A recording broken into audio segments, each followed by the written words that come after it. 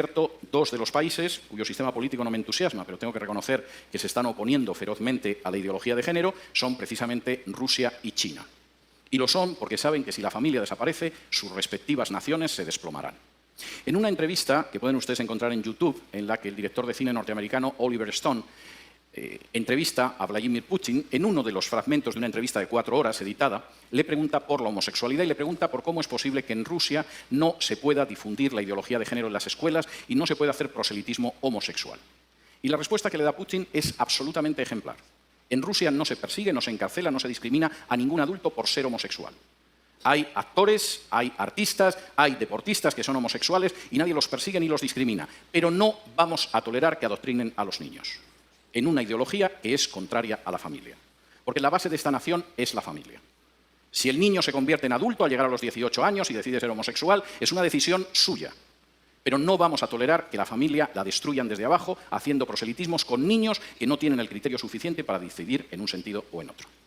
Yo puedo estar muy poco de acuerdo en muchas cosas con Putin, pero ahí le doy toda la razón. En el caso de China, todavía son más estrictos. Y he tenido ocasión de hablar con chinos acerca de esto.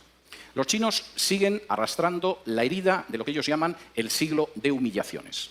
Hace ahora poco menos de un siglo, los británicos, que ambicionaban apoderarse de la porcelana, del té, de la seda china, quisieron hacerse con ella, pero los chinos no veían que los ingleses tuvieran nada con lo que pudieran intercambiar la seda, el té o tantas cosas valiosas. De modo que los ingleses, puesto que nada de lo que ellos vendían les interesaban a los chinos, decidieron venderles drogas y les obligaron a abrir puertos por los que introducían el opio para consumo de los chinos. Los chinos se opusieron, la Marina británica era más poderosa, y después de perder 2 guerras no tuvieron más remedio que aceptar puertos extranjeros que introducían el veneno de la droga en China y que sumieron durante prácticamente un siglo a China en el mayor sometimiento y la mayor explotación a potencias extranjeras que había vivido en una historia milenaria. La visión de los chinos sobre la ideología de género es la misma. Esto es peor que el opio que trajeron los ingleses. Y si dejamos que entre en nuestra sociedad y que destruya la familia, el efecto va a ser peor que el opio británico. No lo vamos a tolerar. No porque seamos cristianos, el régimen es un régimen ateo, sino porque creemos en la familia y sabemos que la nación se basa sobre la familia. Me da mucho pesar que naciones que no son cristianas, sin embargo, a la hora de defender a la familia, parece que tienen una idea más clara que otras naciones que supuestamente lo son. En quinto lugar, y esto es tremendo, la ideología de género es una bomba de relojería demográfica. No hay nación ni cultura que pueda sobrevivir con un crecimiento demográfico inferior al 2,5. Están ustedes ya por debajo del 2,5 en la República Dominicana. Hasta el 2,3, que es su tasa de crecimiento en estos momentos, tienen posibilidad de reacción. Todavía es reversible, quizá en una generación, un proceso de desplome demográfico. A partir del 2% no hay esperanza. Cualquier cultura, cualquier nación está condenada sí o sí.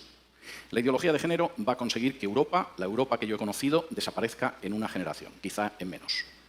En España la tasa de crecimiento demográfica es del 1,1.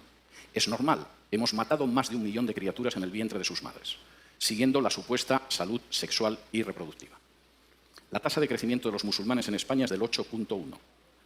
Como ven, el futuro que le espera a la cultura española y a la nación española no es ideal. Reduzcan ustedes su tasa de crecimiento. Bajen del 2,3 en el que están ahora a un punto de crecimiento demográfico donde se condenen a sí mismos como país y como cultura.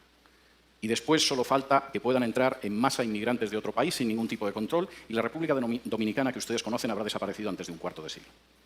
Denle las gracias a la ideología de género en ese sentido. Finalmente, y esto me parece muy importante, la ideología de género es un ataque directo contra la soberanía nacional. Finalmente, no es algo que deciden los políticos de este país. Los políticos de este país, en muchos casos, ignoran qué es la ideología de género, como los políticos de otro país. En otras ocasiones, solo piensan en su propia promoción personal. Un político sin apenas importancia puede acabar siendo ministra de la Mujer o ministro o secretario general de Políticas de Igualdad o cosas de este tipo. Les han asegurado la vida para los próximos 30 o 40 años engañando a la población. El problema es que eso significa el final de su soberanía y de su independencia nacional. La ideología de género se está imponiendo en países donde para poder recibir ayuda de instituciones internacionales, préstamos, renovación de créditos, se exige y se presiona a esos países para que admitan en su derecho interno la ideología de género.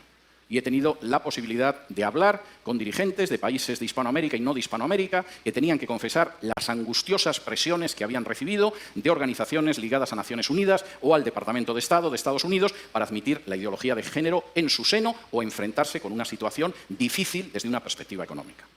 No existe ningún derecho que permita, legitime o tolere que una instancia exterior del tipo que sea imponga a una nación la ideología que tiene que tener. Por muy pequeña que pueda ser esa nación, por muy reducido que sea su peso en el concierto internacional, por muy joven incluso que pueda ser en términos históricos, no existe organización internacional, fundación privada o país extranjero que tenga derecho a imponerle la ideología de género. Y eso es algo que ustedes tienen que tener claro. Y si me lo permiten, antes de pasar al terreno de las preguntas, quisiera realizar un paralelo a una situación esencial en la historia de Israel. Cuando de pronto, después de recibir las normas que podían permitir que Israel viviera como una nación ejemplar, como una luz para las naciones, como una verdaderamente nación próspera, las palabras que aparecen en la Escritura es: delante de vosotros he colocado el camino de la vida y de la muerte. Ustedes tienen ahora mismo delante de sí mismos el camino de la vida o de la muerte. Esto no es algo que va a suceder dentro de 10, de 15, de 20 o de 30 años. Ahora mismo tienen delante el camino de la vida o el de la muerte. Tienen delante un camino de vida en el cual puedan construir esta nación sobre la base de familias equilibradas, armoniosas y fuertes, donde puedan educar a sus hijos en la verdad y en el temor de Dios, donde puedan hacer que salgan buenos ciudadanos de sus familias, donde puedan conservar la independencia y la soberanía nacional y donde conserven la libertad y el derecho a decidir la educación. Y ese es un camino de vida para este país, como para cualquiera. O tienen delante el camino de muerte, el camino en el que van a ver cómo su soberanía nacional desaparece, cómo se destruye la familia natural, cómo se acaba con el sistema educativo, cómo se levanta un sistema de mordaza totalitaria sobre los ciudadanos de este país, cómo se tritura el principio de igualdad bajo la ley, cómo su demografía desaparece y cómo al final se encuentran condenados como cultura o como nación. Delante de ustedes ahora mismo hay un camino de vida y hay un camino de muerte encarnado en la ideología de género.